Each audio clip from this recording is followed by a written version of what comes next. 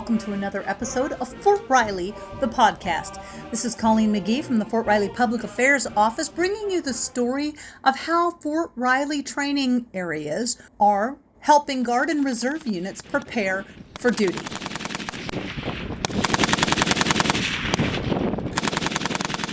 My name is Logan James Kelly, Specialist. I'm with Alpha Company 2nd 134th Infantry Battalion of Nebraska. Okay. Was this the first time you've gotten a chance to come out and do training on a range like this? For this extended amount of time, yes. Yes, it's been very enjoyable. I mean, it takes me back to training as an athlete. So just you have some highs, you have some lows, but ultimately the bonds that you create with the people around you has been just pretty awesome. So you guys are getting ready to deploy. How do you think this experience will help you as you go forward?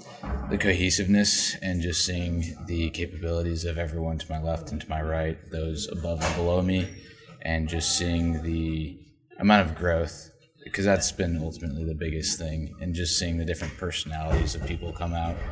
It's also been cool to see what type of skill sets people have for not just the field craft that we do, but also from their personal lives, what they bring to the table, and just getting to know people around me has been something that I will not forget. And outside of the Guard, what else do you do? I work construction. My name is Sergeant Christopher Damian, and I am with Alpha Company 2 134th out of Nebraska. So one of the things I want to ask you from your perspective, because you're now a little bit higher in rank, you have a leadership role. Yep. So what kind of support did you get to help get your people trained here? A lot of it was just, being able to coordinate ranges with our task force, being able to accommodate all the various different weapon systems that we have, sniper systems, crew serves, heavy machine guns, all that kind of stuff. And then being able to actually do squad and platoon live fires was, a beneficial thing for us to have. I got the feeling when I was out there with you guys that it was really kind of fun.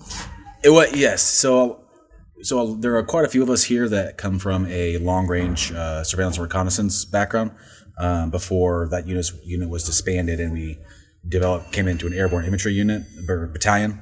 And so a lot of us hadn't been able to do a full platoon-size exercise like that in either a really long time, or some of us have never done it at all. So just being able to do that scale of an exercise was very beneficial to a lot of us. What benefit are you taking from Fort Riley with you forward? The biggest one is just kind of like the specialist had mentioned, being able to work with various different people, because we pulled a lot of different people to this unit from different organizations, because we have a very unique MTO. So we're very self-sustaining. So being able to work with different levels of HQ, so like supply and maintenance and different backgrounds, is very beneficial to see how their processes work. And just getting to be able to work with some of the new soldiers that I'm in charge of now, developing them and see, just like you said, learning their backgrounds and what kind of skill set they bring to the table outside of just being an infantryman. So. And when you're not on guard duty, who are you in the civilian world? So I actually have a couple small businesses. Title would be I am the commander of Alpha Company, 2nd 134th Infantry Battalion, Airborne. Captain Dalton Bowden. So we're always happy when we get to come down to Riley. Being in Nebraska, we get to spend a lot of time down here anyway, so it's kind of like a little home away from home for us. We've always had very good relations with the range staff, the different personnel we've interacted with. We've always been very fortunate with the people that we've worked with down here. So what do you think were the top takeaways from this experience this time at Riley? Sure. So the biggest takeaways this time for being down here for this training period was really getting to integrate with the rest of the task force. We've had a lot of administrative times with them and planning conferences and such, but this is the first time we were finally able to train together, which was really nice to build on those relationships that we started administratively and carry them over into the operational training period. And how long was this training period? So this one for us down at Riley, we actually started on March 1st, and so by the time we leave, it'll be a little bit over 30 days. So it's been good to us, but we're definitely happy to go home as well. You guys are getting ready for deployment? Yes. So going forward from here, what are the key takeaways that you saw happen that are going to serve you well as you deploy forward? So I think the biggest thing that'll help us as we deploy forward will be those relationships that we built. Being able to go back and forth and know the person on the other end of the phone or on the other end of the email makes all the difference when you're trying to work together, especially if you're at different locations. What was the funnest part of the training out here? Personally, I think the funnest part of the training out here for me was being able to see everybody start to work together. We were pulled from a lot of different organizations within the state, and this was really the first time they were able to go to the field together. So seeing those different relationships and all the cogs of the wheel start to come together was really nice to see. Brad Engelhorn, I am the chief of the DPTMS Mobilization Reserve Support Branch, or the MRSB. We recently had a combined unit from Nebraska and Oklahoma and a few from Indiana, but that's not unusual for Fort Riley. So talk to me about the reserve component forces that use our installation for training. So we average, on a good year, anywhere from 17 and a half to 25,000 soldiers, Compo 2, Compo 3, which is National Guard Reserve. So we coordinate, because they don't have range access or range request access, RIFMAS. So one of my support person here, what his job is he coordinates the ranges, their dining facilities or their chow, any schools that they need, and then we also help them with billeting.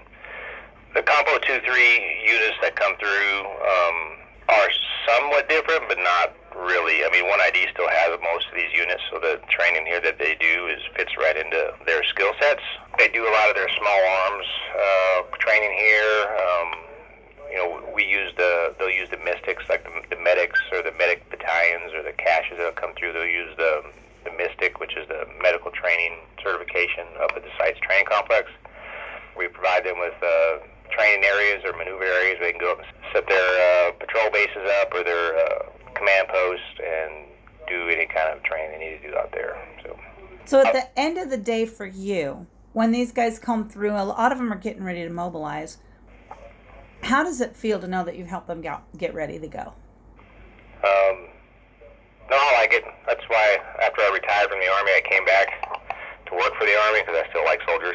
So I like being around them. I like making sure that they're getting the training that they need to get them out the door and get them in the theater. It's a sense of accomplishment. And we do here at Fort Riley, we do our best to make sure they get what they need and they get all they need as they going out the door. And a big part of our job is just mitigating conflicts with 1ID or ranges, or if a range gets shut down for burn or wind or whatever like that. Our job is to make sure that all happens.